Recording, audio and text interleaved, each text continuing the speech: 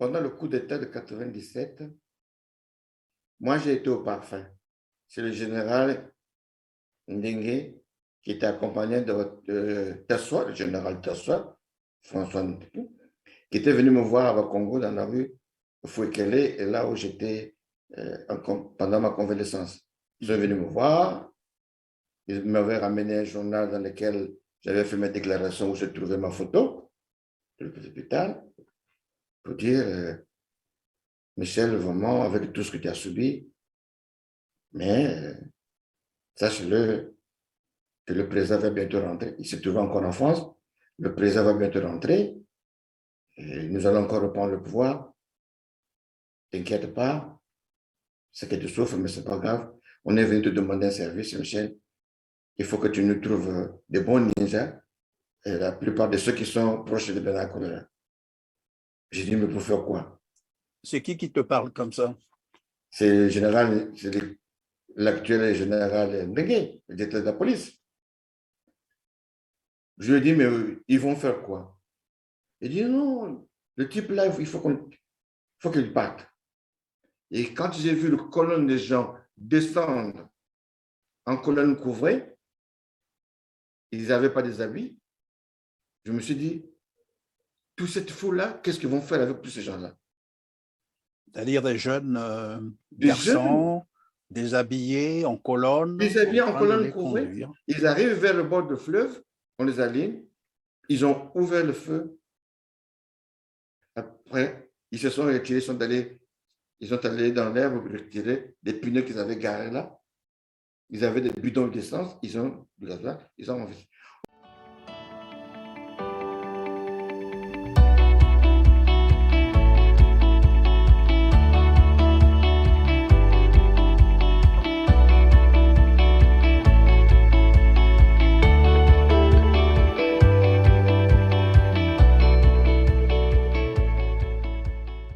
Bonjour ou bonsoir. Mesdames, Mesdemoiselles et Messieurs, fidèles téléspectateurs, bienvenue dans ce tout autre numéro de Droit de savoir consacré aux témoignages sur les crimes contre l'humanité, mais aussi des crimes économiques et financiers que connaît le Congo depuis des décennies. C'est ainsi que nous allons donc parler du maquis d'Ikonongo, sinon le génocide d'Ikonongo. Nous reviendrons aussi sur l'affaire des disparus du beach. Et si le temps est vraiment clément avec nous, nous pourrons aborder le dernier aspect qui portera sur la disparition des 14 000 milliards de francs CFA du fonds de garantie des générations futures. Et donc, nous apprenons que cet argent avait été déplacé vers des comptes extérieurs par Denis Sassou Nguesso et son fils, Denis Christel Sassou Nguesso. Notre invité du jour, c'est Michel Nsangou, président de l'Association de solidarité aux victimes des guerres du Congo Brazzaville. Bonjour Michel et merci de nous consacrer à ce temps. Bonjour Monsieur Perrin. En tout cas, merci Michel et bienvenue sur notre plateau. Michel Nsangou, vous êtes président de l'Association de solidarité aux victimes des guerres du Congo-Brazzaville. Dans un premier temps, je voudrais savoir qu'est-ce qui vous a motivé à créer cette association, quand je sais que généralement les Congolais, c'est beaucoup plus les associations politiques ou à caractère religieux. Vous avez choisi vous orienter vers la solidarité, l'assistance, l'accompagnement, bien sûr, des victimes des guerres du Congo-Brazzaville. J'ai eu l'idée de créer l'association puisque je suis le président fondateur de cette association, en appelant d'autres frères, d'autres victimes également à me rejoindre. C'est parce que l'idée de cette création était basée sur mon expérience vécue. Je voulais rappeler au peuple congolais que j'ai été victime de la fusillade le 11 décembre 1993 dans les événements sud-sud du Congo-Brazzaville. Et j'ai été aussi témoin de toutes les guerres qu'on a connues jusqu'à 2003 avant de quitter le pays. Donc, au vu de cette expérience, au vu de tout ce que j'ai vécu et tout ce que j'ai vu étant que témoin, j'avais pensé qu'il fallait faire quelque chose, rassembler mes frères, les témoins comme moi, les victimes en général, pour qu'on puisse faire quelque chose au pays. Et l'association a été créée en 2009, le 22 mai 2009. Le nom dont vous venez de citer s'appelle Association de solidarité aux victimes de guerre du Congo-Brazzaville. Le siège est au 2 avenue des Pyramides à Champs-sur-Marne dans le 77. Et nous bénéficions d'un accompagnement au niveau de la mairie à la maison pour tous, Victor Jara, qui est à Champs-sur-Marne, comme je voulais vous dire. Donc, Et donc, si je comprends très bien, Monsieur Nsangou, vous avez créé cette association une fois arrivé en France, c'est cela? L'association a été créée en 2009.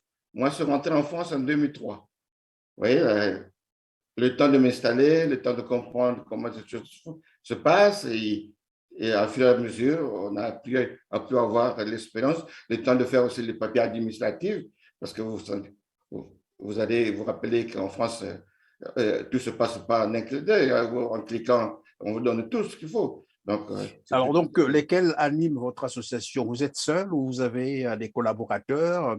Et qui sont-ils en termes de… Nous sommes 7 membres au bureau.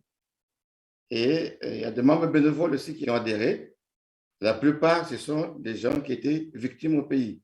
Parce que je vous ai dit qu'elle a été créée par des personnes ayant survécu aux événements directs de tous les événements qu'on a connus au pays.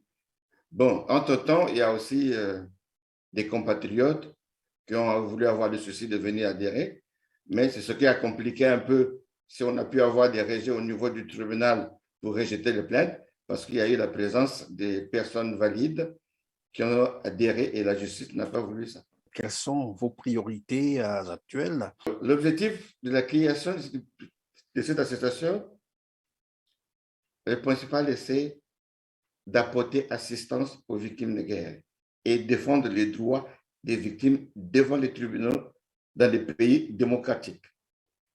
J'ai dit dans les pays démocratiques, nous avons la chance d'être en Europe, qu'on peut frapper les portes d'ici. Même ici, la démocratie en Afrique, vous savez vous-même, ça ne parle que de nous. On s'est dit, c'est en Europe, partout qu'on pourrait aller plaider, poser nos problèmes. Donc, c'est comme ça qu'on est en train d'aller devant la Cour pénale internationale, en passant par la Belgique et en France. Donc, on en parlera. Nous avons mis en priorité d'abord cet aspect de défendre le droit tout en sollicitant les avocats, parce que l'association n'a pas d'avocats. On a essayé de regrouper pas mal des avocats congolais, de compatriotes, qui sont venus dans un premier temps. Bon, c'est d'aller en coupant, mais on le fait avec. Aujourd'hui, ce sont des dames qui ont pris le relais pour dire, si les hommes traînent un peu le pas, nous les femmes, on va prendre le relais. Donc, et pourquoi les hommes traîneraient les pas? Vous avez cherché à savoir le pourquoi? Oui. Pas trop motivé, quoi, un problème d'argent, de moyens financiers ou… D'abord, M. Perrin, pourquoi nous avons cherché des Congolais? On s'est dit, le problème que nous soumettons aux avocats, c'est un problème national. Ça regarde tous les Congolais. Donc, même les avocats congolais qui n'ont pas été victimes du pays, mais qui savent que ce sont nos compatriotes qui ont en difficulté, qui étaient victimes du pays, ils devaient moins accepter pour les autres pour dire, moi, je donne ma contribution pour vous aider. Mais si déjà on voit d'abord, pour prendre le dossier, il faut que vous payiez d'abord, alors que c'est votre nation qui est en danger. Vous voyez? Donc, on s'est dit, qu'est-ce qui ne va pas? Alors, venons donc aux crimes dont on parlait tout à l'heure, les crimes ou les victimes, puisque c'est une association de solidarité aux victimes des guerres du Congo-Brazzaville. Les guerres, il y en a eu, les guerres, bon, enfin, les conflits entre milices, s'il faut le dire, mais aussi des expéditions militaires vers les départements, par exemple, du Poul, du Konongo. Voilà. On va commencer probablement par le génocide du Konongo. J'apprenais dans notre entretien d'ailleurs préparatoire, vous me parlez de ce que vous vous retrouviez dans la zone, sinon chez Pierre Anga, le capitaine Pierre Anga, 5 jours avant le lancement des opérations militaires dans ce village. Mais c'est pareil, c'est un problème qui me fait mal tout le temps quand j'y pense à ça, que j'ai failli être sacrifié par le pouvoir et je souhaiterais que le Congolais au moins prenne connaissance. Parce que si aujourd'hui on n'arrive pas à connaître la vérité sur la mort de Marien Ngouabi, donc parce qu'il y a des choses qui se cachent. Moi, je suis arrivé à la présidence le 17 septembre 86. J'ai reçu la note. Là, vous parlez de quelle présidence de plateau? Sassou 1, disons-le. Sassou 1, oui, voilà. Sassou 1, parce que je fus un agent de l'OFNACOM, une commerce de l'État, une entreprise de l'État. Donc, j'ai été détaché à la demande du cabinet du chef de l'État en me mettant à la disposition du parc automobile pour conduire les automates. Et 2 ans après, je me suis retrouvé dans une émission dont je ne savais ni tête ni queue. Voilà. Il y a un jour. Et comment ça s'était passé? On vous a pris comme ça dans la rue? On vous appelait au téléphone? Non, au parc automobile, le matin quand vous arrivez, s'il y a une ordre de mission, on vous dit il y a telle autorité que tu dois accompagner. Vous préparez la voiture, vous allez, on vous donne le carburant. S'il y a une ordre de mission, vous touchez et vous partez. Le reste, vous ne demandez pas qu'est-ce que je vais aller faire là-bas. Vous voyez?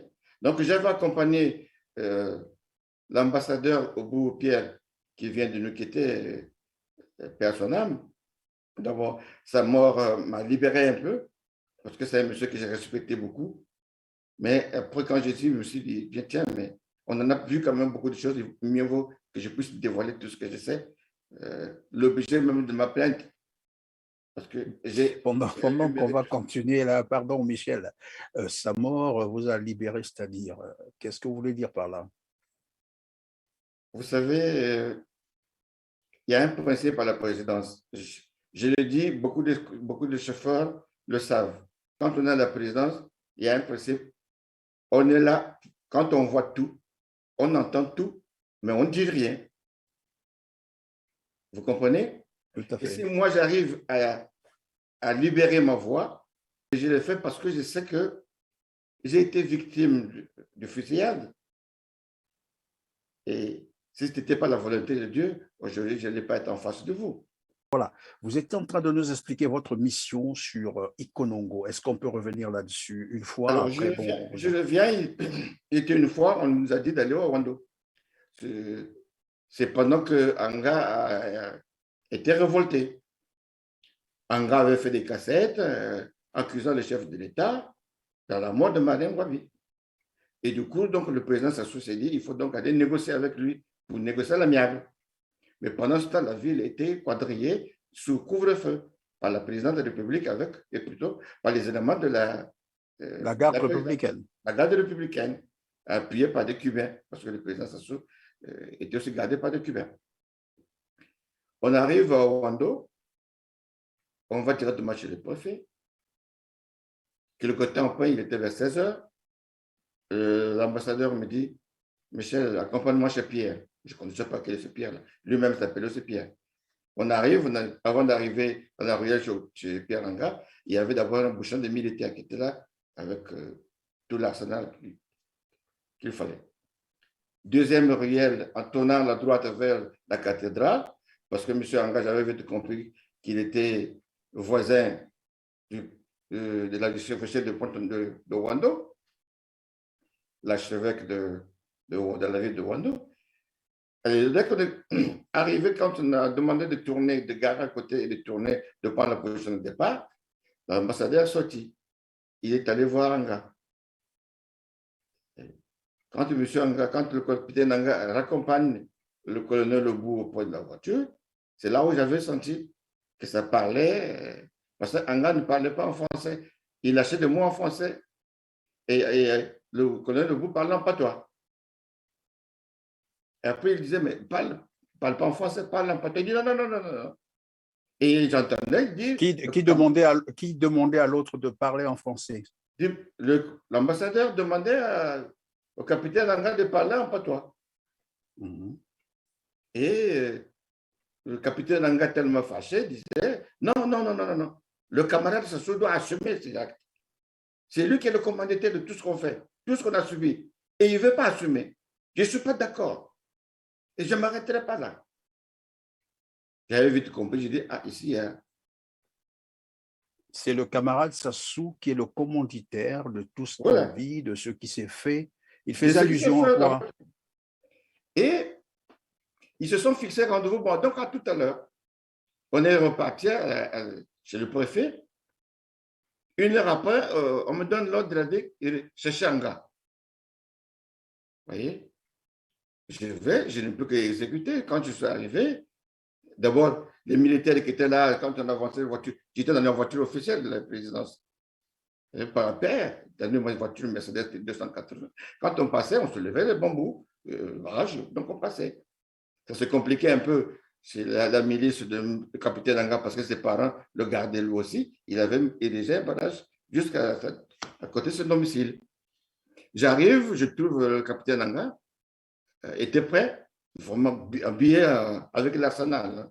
Il avait 2 PA avec un gilet pare-balles, des grenades par là.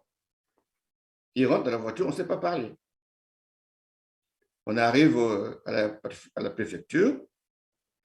Il descend, on le reçoit. 18h, il commence à faire sombre un petit peu.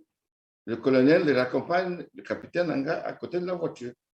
Il me donne l'ordre de raccompagner le capitaine et de venir le chercher à la résidence. Mais pendant qu'il me donnait l'ordre, il ne me fixait pas. J'avais senti qu'il dit, mais pourquoi il me cache la fête? Je ne comprenais pas.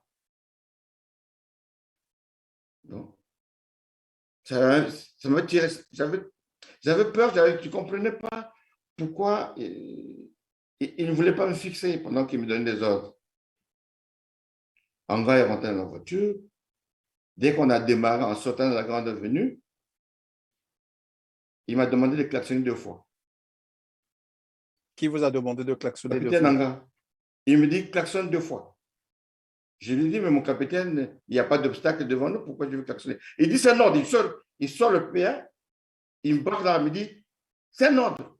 Mais j'étais obligé de klaxonner 2 fois. Donc, ceux qui connaissent ce Rwanda, vous avez en face du préfet, le marché c'est à côté.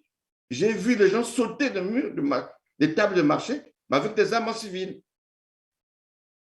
Et ce mouvement avait fait que ceux qui étaient les militaires qui étaient devant nous, qui étaient au barrage, il y avait panique. Et nous, on avançait. Je ne sais pas qu'est-ce qui s'est passé. Donc, si j'ai bien compris. Quand je regardais le rétroviseur derrière moi, oui, toutes les voitures qui étaient restées derrière sautant vers l'heure de l'autre sens. Je n'avais rien plus compris. On arrive, on dépasse là, on se lève, on rentre chez Anga. Il me dit, vous devez descendre. Donc, je suis descendu de la voiture. Il m'amène vers chez lui dans sa maison. Il rentre, j'étais à la porte. Il prend le combiné de téléphone, il appelle la préfecture. Personne n'est décroché. Il revient vers moi. Il me dit, est-ce que vous savez qu'on était piégés? Est-ce que vous savez que vous vous étiez sacrifiés? Je lui dis, mais pourquoi vous me dites ça? Il dit, mais personne n'accepte là-bas. Regarde, le téléphone, je viens d'appeler devant vous, personne ne décroche le téléphone. Donc, Pierre m'a piégé. Alors qu'il avait vraiment des liasses d'argent. Hein. On lui avait remis beaucoup d'argent. Beaucoup d'argent? Qui lui avait remis ça? Mais l'ambassadeur, l'agent qui revenait de la présidence. L'ambassadeur que vous avez accompagné là, monsieur Oui, Obou, c'est ça? Tout à fait. Et il me dit, vous voyez, il croyait que moi je suis un petit garçon, un petit gamin. Mais tu as vu que je t'avais demandé j'avais donné l'ordre de klaxonner 2 fois parce que j'avais posté mes parents qui avaient encerclé ces militaires. Et cette panique a fait que l'opération qu'ils ont menée, ils ont échoué. Alors, il me pose la question de savoir, dis-moi un peu, vous avez quel grade dans l'armée, vous? Je lui ai répondu, j'ai dit, mon capitaine, je suis un civil. Il ne croyait pas. Il se présente, il dit, moi, je suis le capitaine Anga. J'ai dit, c'est maintenant que je vous ai connu en France, parce que je ne vois que des images ou à la télé. Alors, donc, si j'ai bien compris, pardon, Michel, l'ambassadeur Obu vous emmène en mission alors qu'il avait l'argent à remettre à Anga, c'est cela, Oui, au départ, oui, et le temps de vous demander de ramener le capitaine Anga, oui. donc le capitaine Anga vous demande de klaxonner, c'était une forme de consigne qu'il C'est des avait conseils qu'il donnée à avait ses donnés à ses gardes, parents. que si vous entendez un véhicule klaxonner 2 fois, ça veut dire que je suis en danger, vous pouvez sortir. Voilà. Alors, donc, qui vous a demandé de klaxonner 2 fois, vous l'avez fait, et voilà comment ces hommes vont sortir avec les armes. Oui. Ce qui fait que de l'autre côté d'où vous L'autre côté veniez, venait, là-bas aussi, il y a eu panique. il y a eu Ceux qui panique, avaient la tout mission sautait de en vive tirer sur allure. vous, ceux qui avaient la mission de tirer sur vous, sur Onga et enfin, sur votre voiture, Oui. eux aussi ont pris la poudre d'escampette, c'est cela.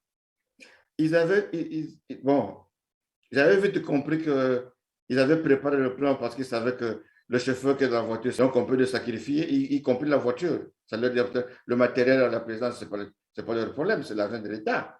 Alors, donc, vous disiez que vous êtes arrivé avec l'ambassadeur Obu, qui avait la mission de remettre de l'argent au capitaine Pierre Anga.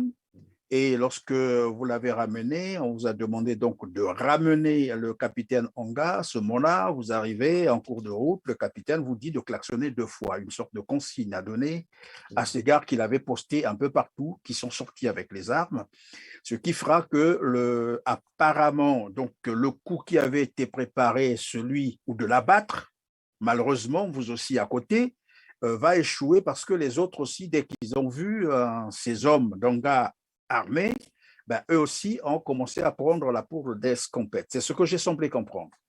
Tout à fait. Parce que quand on était passé en partant chez le préfet, on n'avait pas vu de Cubains. Mais au retour, ils avaient renforcé le bouchon, il y a eu la présence de Cubains. Donc, c'était un guet-apens qui avait été finalement préparé pour avoir Anga.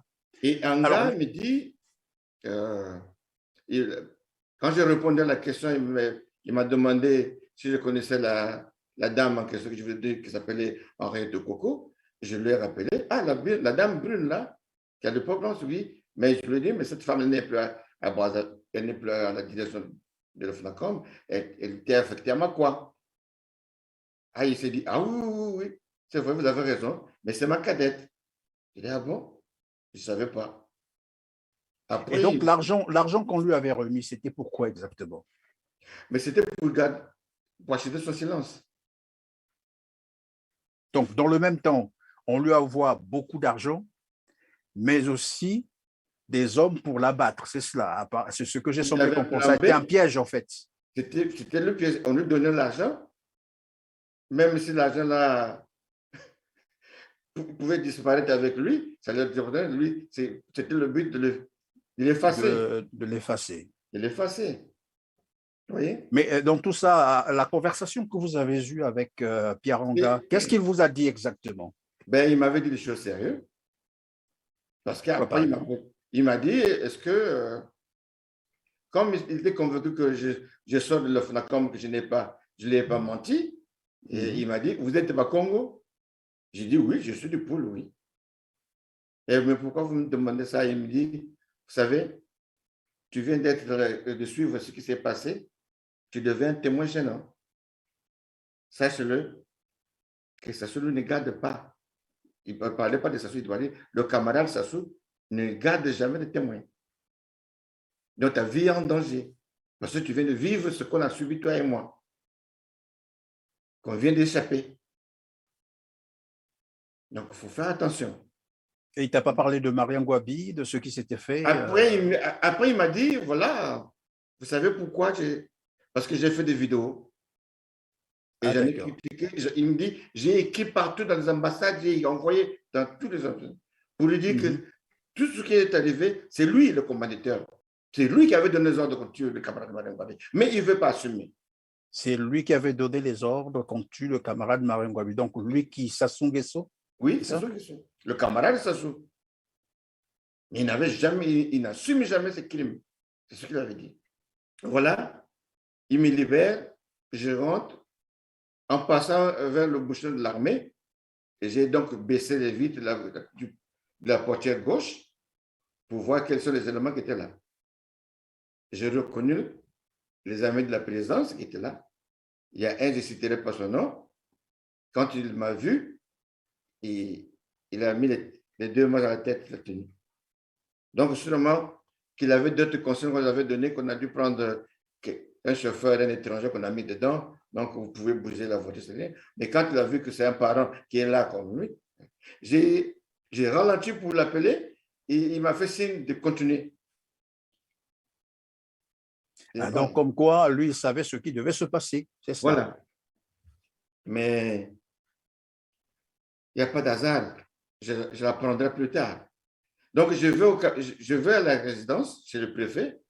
Je demande au gardien qui était là. Il dit, mais ils sont allés où? Oh, pendant que tu partais, tout le monde partait en courant. En vivant l'heure, on n'a pas compris qu'est-ce qui s'est passé. On ne connaît mais le colonel Lobo était dans la voiture avec le colonel Malonga. Donc, il faut aller à la base militaire, à Denengue. Il me situe l'endroit. J'arrive à la base militaire. Je trouve un autre 4x4 de la présidence, un GD, avec un chauffeur militaire qui était là, qui attendait. J'arrive, je vais garer à côté de lui. Je m'approche pour lui demander, mais tu es là avec qui? Il dit, moi, je suis là avec le colonel Lebou. J'ai dit, attends, le colonel Lebou est venu avec moi dans la voiture. Et que toi, tu me parles du colonel Lebou. Ou moi, je suis arrivé depuis hier. Je dis, tu es avec qui? Au seul, on m'avait dit de procéder qu'il devait venir par avion. Donc, moi, je suis là depuis hier. Je lui ai dit, nous sommes tombés dans un appartement. On est foutus. Si nous croisons nous deux, qu'on est en train d'échanger, ça serait grave. Donc, on se sépare. J'ai tiré la voiture, je suis allé me garer à côté. Et une heure après, le colonel Lebou est arrivé, fatigué, il savait pourquoi faire avec deux voitures, avec une mission qui avait échoué. Il était dans tous les états. Il nous dit, bon, allons-y à l'hôtel, on va prendre des chambres. Donc, si j'ai bien compris, Michel, on vous avait amené là-bas. Évidemment, vous serez sacrifié lorsqu'on allait abattre Anga et vous. Oui. Et lui, il prenait la deuxième voiture. En même temps, Obu avait fait venir un autre chauffeur qui devrait le prendre pour le ramener à Brazzaville. Qui avait précédé. Vous voyez comment ces gens-là sont méchants? C'est des criminels. Ils sont nés criminels, je ne sais pas comment les qualifier. Ils sont gentils, diplomates, c'est vrai, mais c'est des criminels. Je ne sais pas comment on peut les qualifier. Et on arrive à l'hôtel, le colonel, l'ambassadeur était vraiment paniqué, il était dans tous les états. On nous distribue les chambres. 30 minutes après, il vient me voir dans la chambre pour me dire, est-ce que Michel, tu penses qu'on peut dormir ici ou on peut partir? On quitte le lieu. Tellement que j'étais fâché, j'ai dit, mon colonel, mieux vaut partir. Il me dit, bon, prépare ton sac, on sort. Je vais dans la voiture, il est allé dire à notre chauffeur, je ne sais pas qu'est-ce qu'il lui avait dit. Sûrement, il avait dit que toi, tu nous suis demain matin ou tu quittes demain matin, je ne sais pas ce qui s'est passé. Il est venu dans la voiture, on a démarré. Il me dit, on va dormir à Oyo. Mais tellement que j'étais traumatisé et j'ai mis la musique un peu, j'ai monté un peu la musique, un peu du volume de la musique pour qu'on puisse pas avoir de dialogue avec lui. Et il s'est endormi. Arrivé au lieu, je ne l'ai pas réveillé, j'ai tout passé. On arrive vers Gamboma, il se réveille, il dit, on n'est pas encore à Oyo. J'ai dit, on s'approche de Gamboma. Ah bon? Donc, on peut continuer sur la Bordaville. Je dis, je suis prêt à aller à Bordaville sans dormir, mon collègue. Faites-moi confiance. Voilà comment je suis arrivé.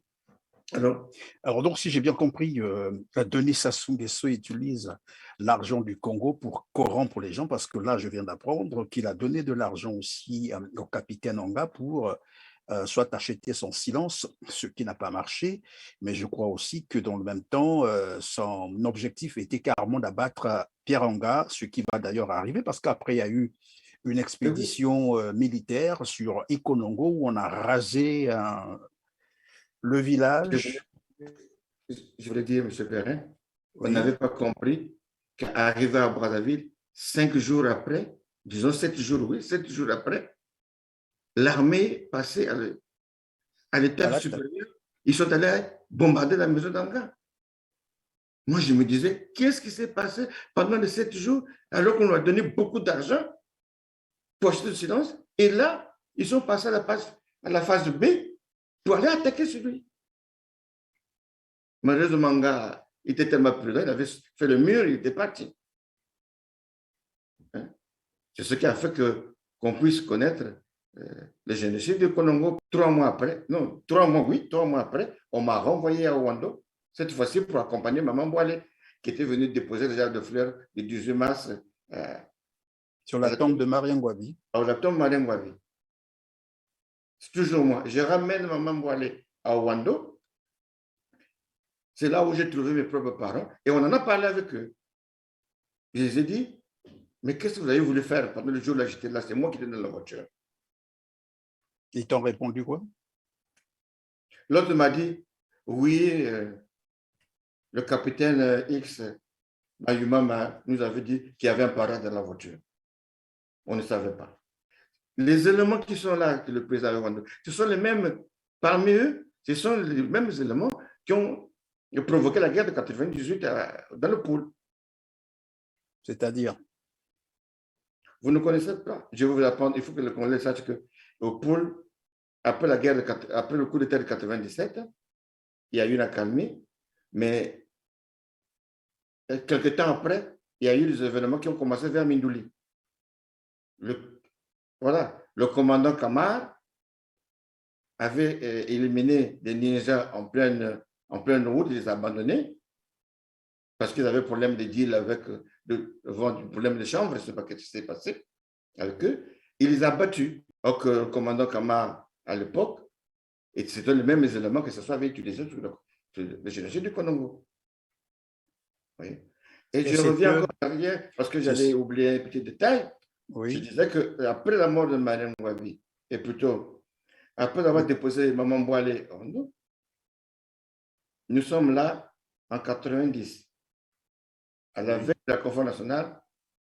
Les gens sont du Nord, donc les cadres du Nord, vous avez, c'était réuni, vous avez Colonel Lebou, euh, Pierre Moussa, Ekwebe, je vous parle là, le général Yombi et le général Mokoko. Hein. Les gens se sont retrouvés à Ouando.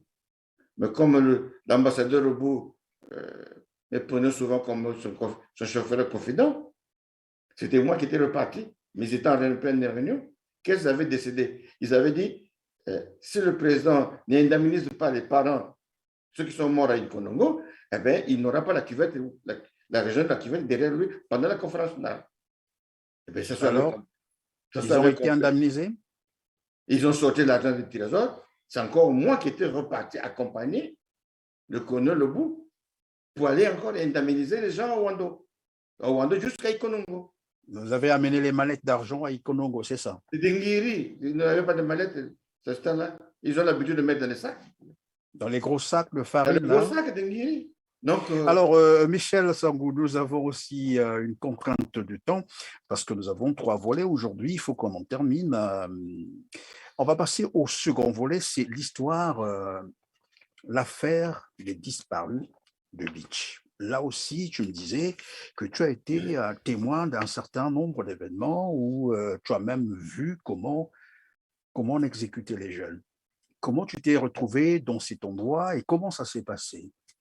euh, pendant le coup d'État de 97, moi j'ai été au parfum.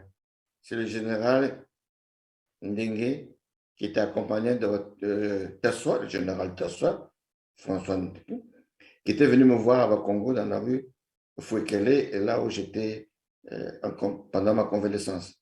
Ils sont venus me voir, ils m'avaient ramené un journal dans lequel j'avais fait mes déclarations où je trouvais ma photo de l'hôpital pour dire Michel, vraiment, avec tout ce que tu as subi, mais sache-le que le président va bientôt rentrer. Il se trouve encore en France, le président va bientôt rentrer, et nous allons encore reprendre le pouvoir. T'inquiète pas, c'est que tu souffres, mais ce n'est pas grave. On est venu te demander un service, Michel. Il faut que tu nous trouves des bons ninjas. Et la plupart de ceux qui sont proches de Bernard Kounoula. J'ai dit, mais pour faire quoi? C'est qui te parle comme ça? C'est le général, c'est l'actuel général Ndengue, le directeur de la police. Je lui ai dit, mais ils vont faire quoi? Il dit, non, le type là, il faut qu'il parte. Là, Nous sommes en 97. En 97, quel mois, probablement, comme ça? Parce que la guerre a déclenché, je crois, le coup d'État a déclenché en juin, oui. Ça doit être février, à quelques mois, voilà. Ils m'ont dit, il faut faire vite parce qu'ils vont suivre une formation accélérée à Ouyo, c'est-à-dire qu'on appelle à Chambicho. À Chambicho. Et il m'a même dit, il allait plus loin pour dire qu'on a déjà reçu des colis par Libreville. Donc les colis sont rentrés hier. Alors, les colis, c'est quoi exactement? Des habits? Il parlait des armes qui venaient de la France. Vous voyez? Que les colis sont déjà rentrés, on a déjà réceptionné, donc le président ne va pas tarder. Alors, je lui ai posé la question de savoir que si Bernard Kounoula était d'accord dans ce coup d'État-là, pendant pour ce mouvement, il dit, ce vieux-là, il y a longtemps, qui nous a bloqués parce que c'est lui qui protège le Souba Chanel le plus souvent partir. Mais on l'a écarté, il ne suit plus rien. Mais tu nous envoies seulement des bons ninjas. Tu connais chez moi. Dis-moi comment tu fais tes initiales. Je dis, mon initial, c'est MS parce que je mettais MS pendant que je produisais des chansons. Pardon, Michel, vous allez vraiment m'excuser. C'est tellement fascinant et j'ai juste envie de vous dire, est-ce que ce que vous êtes en train de dire est documenté? C'est vraiment vous assumez ces paroles, hein? Tout ce que vous êtes en train de dire là? Je vous donne quelques faits qui sont dans ma plainte. Pourquoi je l'ai fait? Je suis en train d'aider les avocats. Finalement, vous avez rapporté ça aussi. Pourquoi je fais ce pour te dire? Quand je suis en face d'un avocat qui lit ce que j'ai écrit, il s'est mis en doute. Monsieur Sangou, ce que vous dites là, c'est trop fort. Qu'est-ce qui prouve que tu étais là? Mais si je le dis voilà pourquoi je vous ai posé la même question, juste pour savoir si... Parce que le premier juge, c'est le peuple. Et l'avocat va suivre pour dire, mais ce monsieur-là a déjà écrit ça ici, s'il le raconte là-dedans, donc c'est vrai. Alors, donc, on peut continuer notre récit. Vous avez donc reçu le général Ndengue qui vous explique qu'il y aura un coup d'État, ou bien voilà, nous sommes en train de nous préparer pour reprendre le pouvoir. Les colis sont déjà arrivés. Vous avez dit les colis là, ce sont des armes qui venaient, donc qui transitaient par le Gabon. Et à cette époque-là, monsieur Christian, j'avais mon évacuation en mai. Il me manquait que le billet. L'arrêté d'évacuation était avec moi. Donc, j'attendais que le Trésor public décaisse un peu d'argent pour qu'il puisse envoyer à l'hôpital en France, à la métropole ici, pour que l'hôpital me donne le rendez-vous. Qu'est-ce que j'ai fait? Quand ils sont partis, 2 jours après, je suis allé voir, j'ai cherché à rencontrer Kounoula. Les gens m'ont barré la route et on m'avait confié ces deux personnalités qui étaient le docteur Bukaka Wadabantou, qui fut le maire par intérim après Kounoula, et Michel Mampouya. Le docteur Wadabantou qui m'avait reçu était beaucoup touché de l'information. Il m'a envoyé voir le secrétaire général du parti. J'arrive, M. Mampouya, il s'énerve. Il dit, pourquoi tu viens dire ça chez nous? Est-ce que tu as besoin d'argent? Je dis non. J'ai dit, je viens de subir, regardez mon état. J'ai eu la chance. Ça veut dire que M. Michel Mampouya était également au courant de ce qui se préparait, c'est ça? il y avait 3 personnes qui étaient au courant au niveau de la MCDD. Je suis allé voir même le chargé de la communication, qui est un frère que je connais bien, qui est malheureusement qui a un problème de santé actuellement, et M. Boukaka Ouadabantou, donc les priers de MCDDI. M. Montpouillat qui m'avait posé la question, pourquoi vous le faites? Je lui ai dit, je viens de subir, moi, j'en souffre de douleur. J'ai eu la chance d'être évacué en France, mais je laisse ma famille, mes enfants et mon épouse. Donc, les coups d'État, il y a toujours des dégâts collatéraux. Les gens, ils peuvent avoir des innocents. Regardez ce que j'ai subi. Je ne voulais pas voir d'autres victimes comme moi. Il me dit, bon, on a compris. Je ne manquerai pas de dire, c'est Bernard Corella. Merci pour l'information. 2 mois après, la guerre s'est éclatée. Tout le monde avait fui. Montpouillat n'avait pas fui. Il s'est retrouvé au premier gouvernement. Donc, si je comprends bien, Michel Montpouillat voulait t'empêcher d'accéder, c'est-à-dire de voir Bernard Colella, d'informer Bernard Colella de ce qui se passait. Il t'avait carrément empêché. Il m'avait carrément empêché, il m'avait même blâmé. Il m'avait donné d'ordre de dire, il faut fermer la bouche, tu ne parles à personne. J'ai dit, ah bon? Alors, quand j'ai vu déclencher la guerre, eh ben, j'ai quitté la ville. Je me suis retrouvé dans le pôle, et dans le pôle, j'ai foncé jusqu'à Pointe-Noire. C'est depuis Pointe-Noire, quand j'ai vu qu'il y avait la calmie, j'avais déjà mon évacuation en main, mais je n'étais pas parti parce que je n'avais pas le rendez-vous et l'argent n'était pas encore déposé à l'hôpital. Donc, je reviens à Brazzaville pour négocier mon évacuation. J'avais peur de croiser un dingue. J'ai dit, celui-là, je vais planquer. Et s'il me croise, je suis foutu. Donc, je le faisais clandestinement. J'arrive pour faire le passeport parce que mon passeport était périmé. C'est là où je croiserai quelqu'un qui était avec moi au protocole, qui m'a dit, Michel, je vais t'aider. Comme il y a le chef qui est là, ils vont vite signer le passeport, mais viens avant midi. Après midi, tu ne me trouveras pas ici. Je dis, mais pourquoi? Il dit, tout le monde quitte, déserte le quartier général ici, parce que tous les jours, on brûle les cadavres derrière la mairie. Je dis, qu'est-ce que tu me racontes là? Il me dit, si tu veux rester, tu entendras l'auteur. Donc, toute cette partie-là, l'état-major, jusqu'à la mairie. Ça, nous sommes en quelle année déjà là? En 99. 99, oui. Voilà, en octobre. Moi. Et donc, on vous dit, il ne faut pas revenir ici l'après-midi parce qu'il y a une odeur bizarre. Il y a une odeur. On brûle les ongles. Quand on brûle les corps, on mélangeait avec des pneus. Donc, ce mélange d'odeur de pneus et de corps, c'était insupportable. J'arrive au lieu de rendez-vous, on me donne mon passeport. Je suis allé donc, j'ai pris un taxi, je suis allé vers la case de Gaulle. J'ai contourné. Je suis allé vers la case de Gaulle parce qu'il y a d'abord les pyramides pour regarder en bas. Parce que de la case de Gaulle, vous avez la vue jusqu'à la mairie. Vous voyez? Tout à fait. Ce qu'il m'a dit, pour vérifier ça, il faut que j'aille vérifier. J'arrive, je trouve une petite forêt de bambous.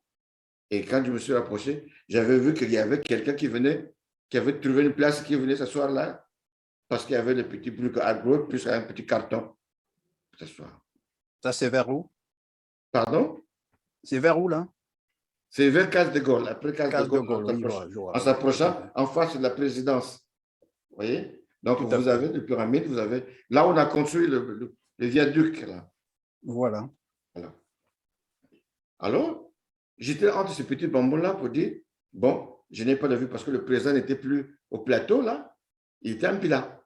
Mais il y avait quelques ingénieurs, il y avait quand même quelques gardes qui gardaient la résidence. Je suis resté là assise.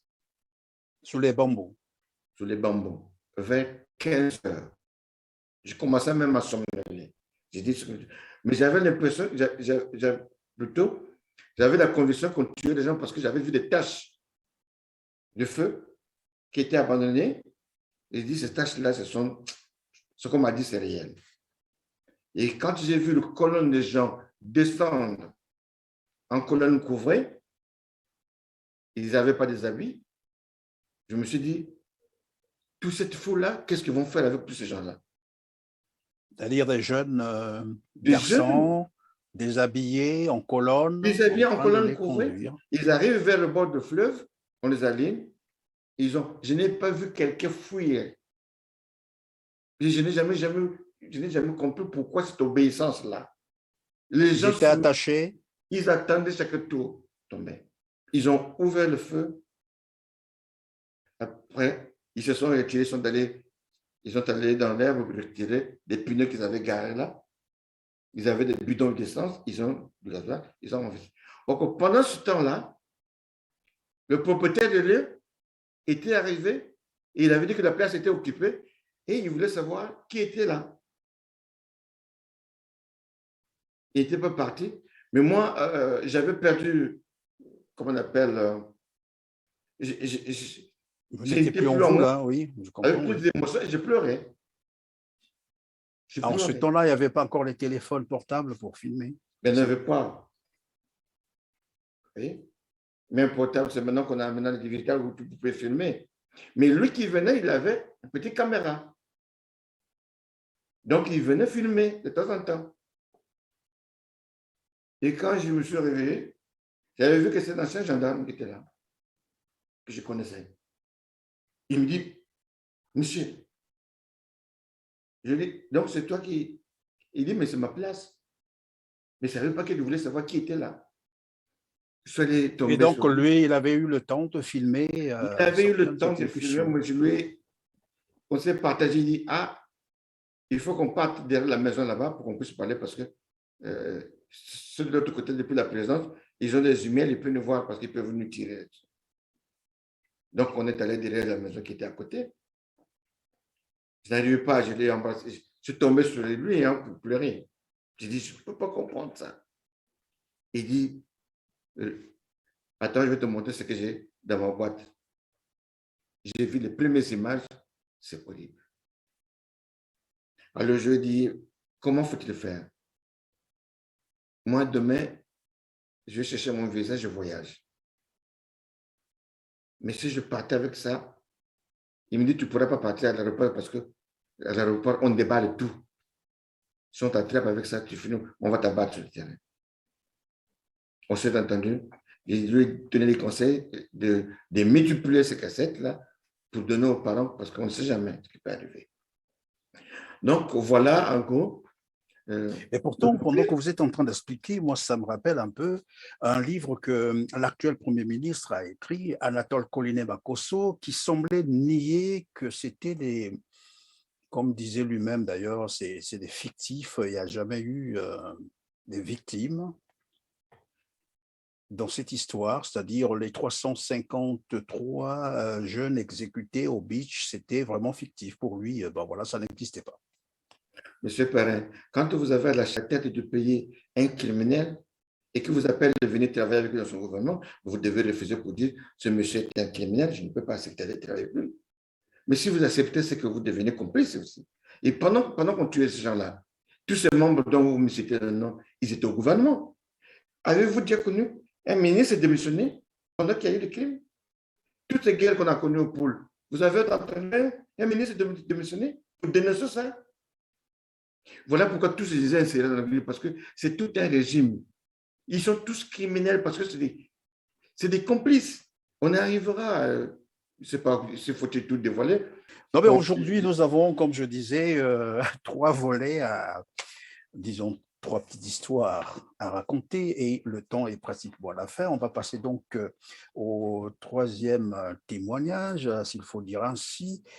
Et donc, le coup d'État que tu étais en train d'expliquer tout à l'heure, qui se préparait depuis pratiquement février 1997, n'a rien à voir d'un sommeil qu'on a dérangé, parce que c'est la raison que Denis Sassou Nguesso donne souvent. Il avait été dérangé dans son sommeil, voilà pourquoi il a pris les armes, et puis voilà, alors que c'était préparé bien avant, c'est cela. Mais c'était préparé bien avant par Elf, oui, c'est parce que on n'aura pas le temps de tout dévoiler. J'étais quelqu'un qui était dans le mauvais endroit, dans le bon moment, peut-être si il faut te le dire. Je ne sais pas pourquoi le bon Dieu avait voulu que je sois témoin de plusieurs événements. Oui, le bon Dieu avait voulu que vous soyez témoin parce qu'il pensait qu'aujourd'hui, vous devrez le témoigner devant nos téléspectateurs aussi et puis continuer le combat tel que vous êtes en train de le faire. On va passer donc à notre dernier volet de ce soir parce que c'est une série des émissions que nous avons programmées avec vous parce que c'est beaucoup à dire. Alors, pour ce soir, il nous reste à traiter les 14 000 milliards de francs CFA du fonds de garantie pour les générations futures qui ont disparu dans la nature.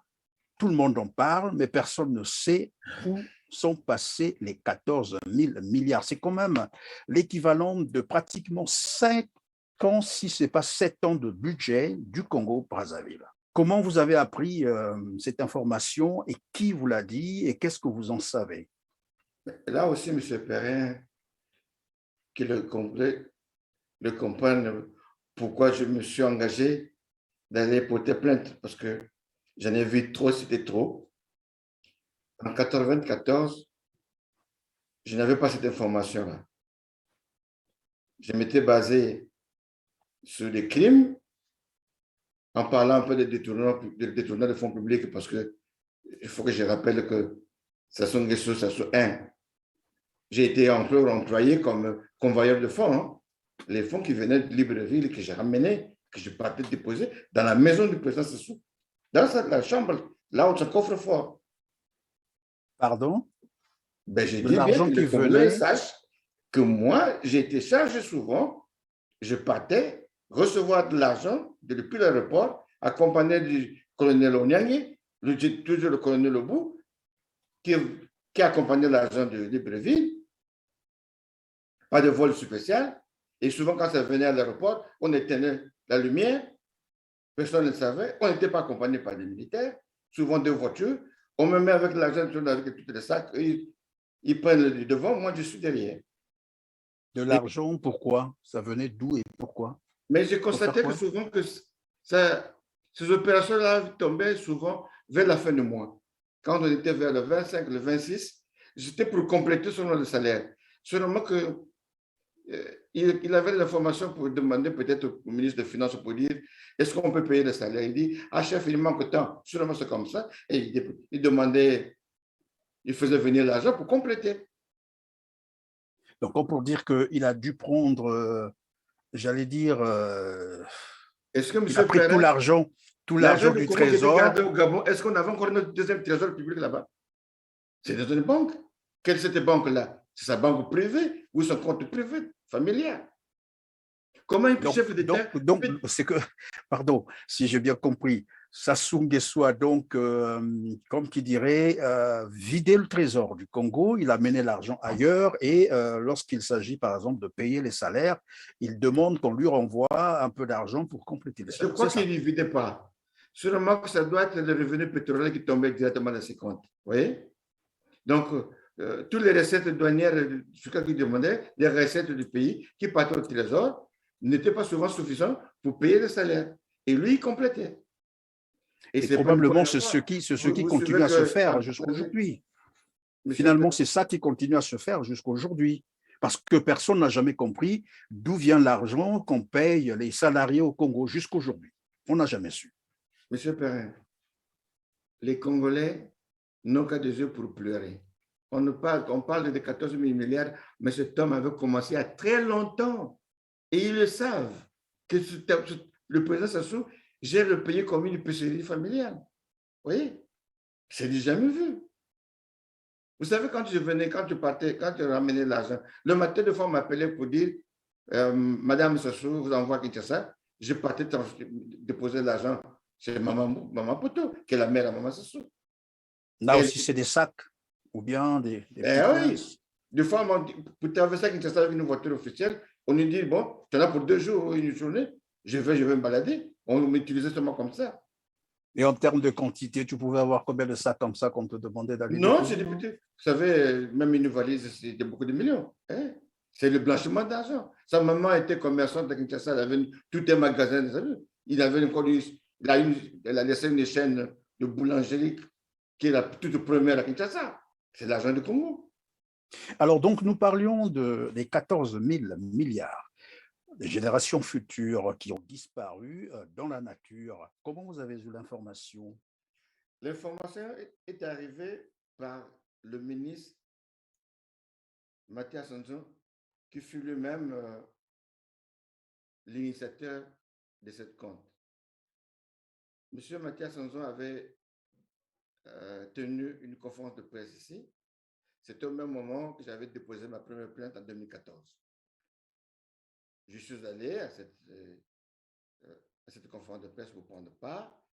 Et parmi les intervenants, moi, j'avais inscrit mon nom. Et je lui ai dit que M. Mathias Nzon, je ne suis pas un politicien, je suis parti civil, mais nous sommes une association qui a déposé plainte pour crimes de guerre, pour génocide et crimes contre l'humanité, y compris des crimes économiques. Oui. Donc, vous sortez de ce gouvernement, mais je vous rappelle que votre nom est inséré dans la plainte. Est-ce que demain, si la justice vous appelle, vous êtes prêt à témoigner devant la justice? Dans la salle, j'ai été menacé par ses supporters. Hein. C'est même lui qui avait demandé « calmez-vous, ne le touchez pas ». M. Sango a le droit de s'exprimer. Et d'abord, je vous apprends que depuis le pays, que nous avons appris qu'il y a des compatriotes qui ont créé une association des victimes de guerre, qui ont déposé plainte. C'est une grande première dans l'histoire du pays. Mais M. Sango, si je peux vous répondre à ce qui me concerne personnellement, moi, Mathias Nzon, je n'avais jamais touché l'arme. Bon, alors, pour des crimes, il me dit, demandez les Congolais qui sont dans la salle ici, si à la sortie de la guerre qu'on a connue au pays, il n'y avait pas de cadavres dans la rue de Brazzaville. Partout, il y avait des cadavres. Donc, ce n'est pas une affaire qu'on peut cacher. On s'est précipité de les enterrer à la va-vite pour éviter qu'il y ait d'épidémie, mais ce qui est plus important, que la communauté internationale ne saisit pas l'occasion de nous poursuivre. Mais non, il me dit, puisque vous parlez de l'économie dedans, qu'il y a des crimes économiques, si vous voulez, M. Sango, si vous voulez sauver ce pays, je vous donne là une information capitale. Il me dit, je suis de formation banquier. Et c'est moi qui avais initié le compte de génération future. Cet argent, les amis m'ont dit que les 14 000 milliards qui étaient là, le président et son fils ont donné l'ordre de transférer cet argent-là dans un pays étranger. Donc, l'argent est parti. Les amis lui ont dit... Les amis banquiers lui ont dit... Les amis banquiers, donc des Congolais, c'est ça? Ou bien ailleurs? Non, il parle des amis banquiers, puisque l'argent était gardé dans une banque. Ceux qui travaillaient à la banque avec ses propres relations, lui ont dit, il a dit que mais 14 000 milliards, c'est beaucoup d'argent. Donc, ça laisse toujours des traces. Ils ont dit, Monsieur Mathias Nzon, on vous donnera des traces là où l'argent est parti. Vous avez dit, Mathias Nzon est venu organiser une conférence de presse en France. Au cours de cette conférence, vous l'avez rapproché, vous êtes inscrit parmi ceux qui devaient poser les questions. Et à votre tour, vous avez posé la question. Vous avez dit à Mathias Nzon que vous étiez en train de déposer une plainte dans laquelle lui, évidemment, était compromis. Son nom était cité et s'il pouvait répondre à certains crimes aussi contre l'humanité, mais aussi à des crimes économiques et financiers. Et c'est à ce moment plutôt qu'il va vous révéler que c'est lui qui était l'initiateur de ce compte des générations futures, mais qu'après, il apprendra à travers ses amis banquiers que Denis Sassou Nguesso et son fils, est-ce que c'est Christelle Denis Sassou Nguesso, c'est un autre? Je parle bien de Christelle Denis Sassou Nguesso. Et donc, Denis Sassou Nguesso et son fils, Denis Christelle Sassou Nguesso, sont allés déloger cette somme de la banque pour transférer ça dans un autre pays. Voilà. C'est cela. Et Mathias Nzon a encore rajouté que ni son gouvernement, ni les membres du Sénat et ceux de l'Assemblée, personne n'est au courant. Et donc, est-ce qu'on peut penser que M. Mathias Nzon connaît là où est parti l'argent, là où on a transféré l'argent, c'est-à-dire les traces, il peut les retrouver? À mon humble avis, M. Perrin, que, quand il a eu le courage de le dire devant quelqu'un qui leur poursuit, donc il devait se dire dans la tête que l'information que je viens de donner, il faudra qu'il se prépare pour porter aussi des preuves matérielles. Donc, voir ses amis banquiers pour qu'on leur donne le numéro, plutôt les traces.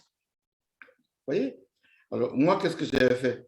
Cette plainte qui était en cours, parce qu'on avait déposé une plainte à 88, la plainte était en cours, hein, pendant que j'avais rencontré M. Mathias Sanzon. Et devant la presse, hein, la presse locale. Donc, quand il fait cette déclaration, c'est devant la presse, tout le monde est là. Ah oui, c'était filmé. C'était filmé. Je peux même citer notre frère Zaba Laurent de Zengamambo était là. Et comme Zanatovic, je crois, était là. Et Biango, Minga Biango était là. Et il y avait même il y a un journaliste de Jeune Afrique qui m'avait approché. Vous voyez? Ils étaient dans la salle. Et là, beaucoup de militants de la diaspora, le membre de la diaspora était là. Vous voyez? Donc, en sortant, moi, la question que j'avais posée à M. Mathias Sanzon n'avait pas pris 10 minutes, mais ça avait perturbé son conférence de presse parce qu'il m'avait répondu, il avait fait 45 minutes, hein, ou 40 minutes.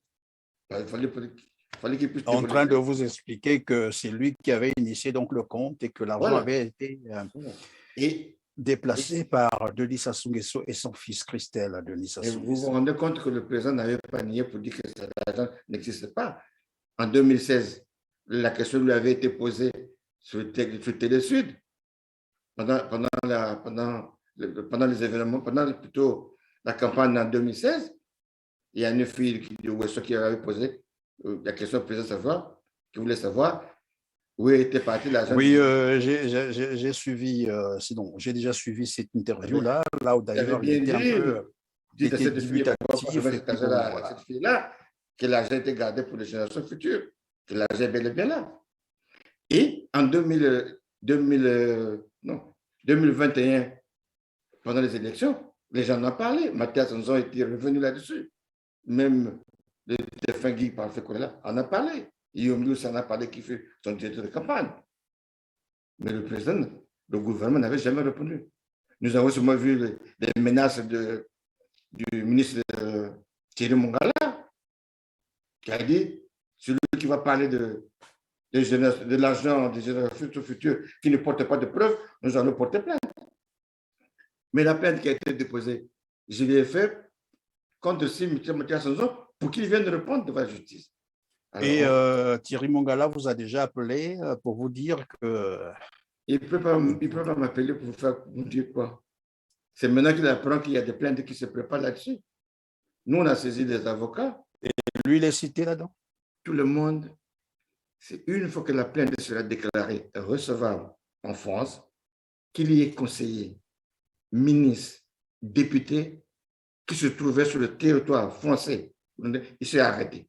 Je vous ai dit tout à l'heure, pendant le début de la mission, qu'on n'a vu aucun membre du gouvernement dénoncer les crimes, y compris même ceux de l'opposition. Vous voyez? Parce qu'ils sont tous coupables. Vous vous rendez compte, il y a eu beaucoup de gens qui sont morts. Le pouls a connu plus de 5 guerres. Pas de guerres civiles, mais des guerres contre les civils. Mais personne n'a douté. Ce gouvernement interdit même aux parents de faire le deuil. C'est inhumain, ça. Même les églises sont restées silencieuses. On ne peut pas permettre à quelqu'un qui perd son enfant, un parent qu'on a tué, un innocent, que le parent ne peut pas organiser même la vie. C'était interdit à Brazzaville. Mais on va rester silencieux pendant combien de temps? C'est bien qu'il y a beaucoup de choses à dire. On ne peut pas tout dévoiler, dire ce qu'on a fait. Je vous ai dit que je peux même vous montrer si vous pouvez me permettre. Je veux juste vous montrer. Regardez. Vous voyez ce volume-là? Ça fait 500 et quelques pages. Les 500 et quelques pages, et rien que pour les crimes contre l'humanité, crimes de guerre et génocide. Vous avez le moyen, les crimes économiques, c'est notre volume. Les assassinats politiques, c'est notre volume aussi. Et ça comptait le coupure. Et donc, là, vous êtes en train de préparer une plainte, c'est ça, que vous allez déposer? Les plaintes, il faudra qu'on le dise ouvertement, M. Perrin. En 2013, plutôt en 2014, quand nous avons déposé la plainte, c'était le jour où il y avait carnage au domicile de Nsuru. Moi, je me trouvais au parquet. Cette plainte avait été rejetée en 2015 parce qu'on m'avait reproché de ne pas préciser les lieux des présumés coupables qui se retrouveraient sur le territoire français.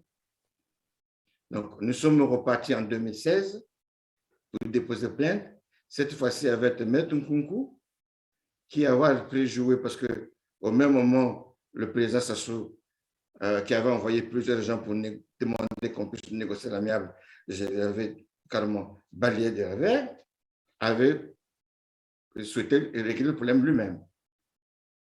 Vous voyez? Donc, j'avais reçu la délégation du président Sassou en 2015, pendant qu'il y avait la cérémonie de COP 21. C'est à ce moment-là que j'avais reçu la délégation du président qui disait que le président veut vous voir. Je lui ai dit pour quelles raisons. Il dit, nous avons appris que vous avez déposé plainte et il veut régler le problème à l'amiable avec vous. Donc, il nous attend à l'hôtel parce qu'on vient de l'informer pour dire que vous avez répondu au téléphone et que vous nous attendez ici.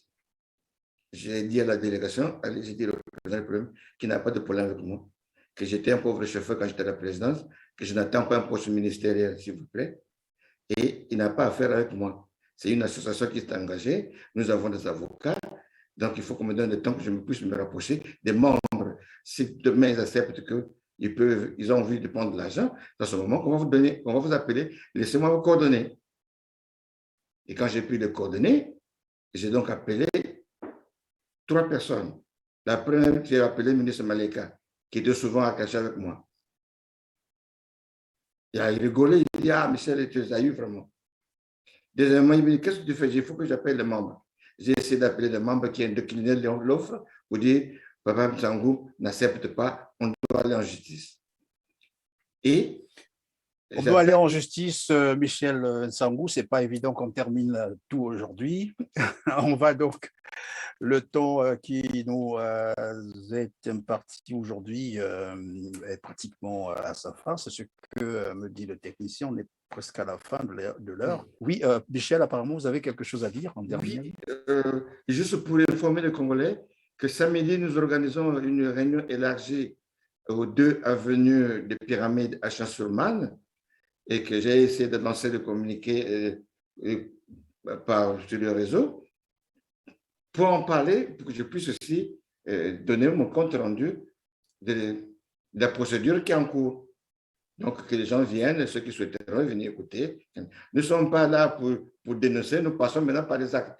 Voilà, Michel, nous sommes arrivés à la fin de notre émission. En tout cas, merci d'avoir eu ce courage de témoigner sur ce que vous nous avez révélé aujourd'hui. Et de toute façon, nous avons dit que c'est une série d'émissions qui va se réaliser sur les crimes contre l'humanité, les crimes économiques et financiers que connaît le Congo depuis des décennies. Une fois de plus, grand merci de nous avoir consacré votre temps si précieux. À vous aussi, mesdames, mesdemoiselles et messieurs, merci d'avoir choisi TELAR TV, merci de nous avoir suivis, likez, partagez. Alors, si vous nous avez rejoints pour la première fois sur TELAR TV, ne manquez pas de vous abonner pour ne rien manquer des programmes TELAR TV. Il ne me reste qu'à vous dire au revoir et on se retrouve très bientôt. Merci.